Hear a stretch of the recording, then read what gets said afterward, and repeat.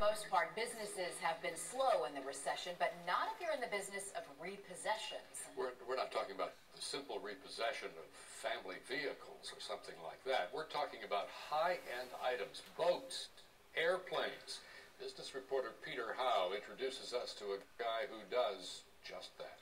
An ordinary person spends his life avoiding tense situations. Repo man spends his life getting into tense situations. It's a gritty business that Harry Dean Stanton and Emilio Estevez made legendary in the cult classic Repo Man. Now, meet Ken Cage, a real repo man who spends his life getting into tense situations, just in much nicer neighborhoods. What brings us here is a 30-foot boat worth about $200,000. We're trying to try and repo it today and start heading it home. Cage and his international recovery group are who banks call when they need to repo a yacht or a private jet or even a champion racehorse. Today, he and his partner Brian Dykes are tracking a couple from Rhode Island's East Bay. They've missed 4 months on their boat loan. No luck in Bristol, but a tip. Try heading across the bay to Warwick. It's back in the rental minivan. Not here, but they're one big step closer. We not only have the marina where it is, we know the dock, and we know the slip. So as long as the person didn't move it this morning, we know exactly where it is. How? He just asked, discreetly. You never lie to people, because they'll never forget that. And what I said is, someone sent us here for the boat. Well, that's true.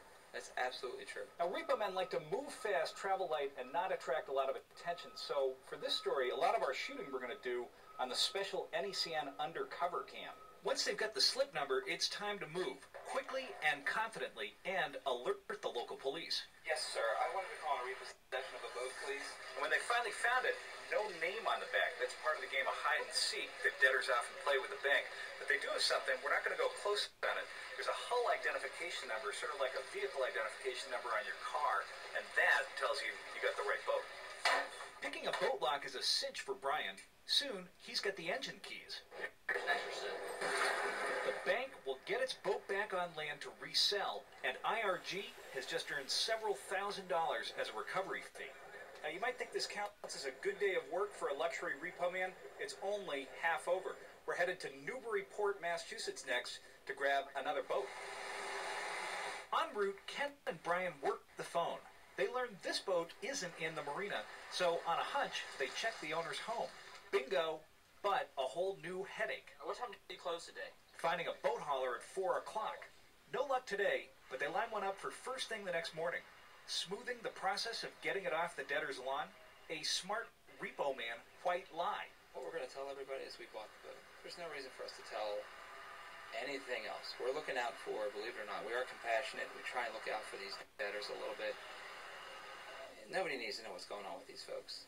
They're not bad people. For Ken Cage, this counted as a good day in repo. We've been chased down a runway by an old 70-year-old man and his caddy, chased with shovels, hit by a former NFL football player. So there's a lot of neat stuff that happens out there, but generally we were able to keep cool. I asked Ken, does he ever feel guilty? These are toys. These don't affect people's lives. Because we're here, the banks can go and lend, and they can make that money they need to make because we're here to offset some of that risk. We're a small part of this whole puzzle that makes the system work. And he doesn't mind a tense situation. It's a lot more interesting than an office job. I did that long enough. It's a whole lot better than driving into work and sitting in that cubicle all day, I'll tell you that. Tomorrow, it's another yacht or jet or who knows what for this rare breed of repo men. With videographer Mike Belwin, I'm Peter Howe, NECN. Wow, there goes the boat. Quite a bit of risk in that if he's been chased and hit. Wow. But interesting that that last point he made, that they're not out to embarrass people here. They're just out for business, out to square the books. And they got plenty of business, that's for sure.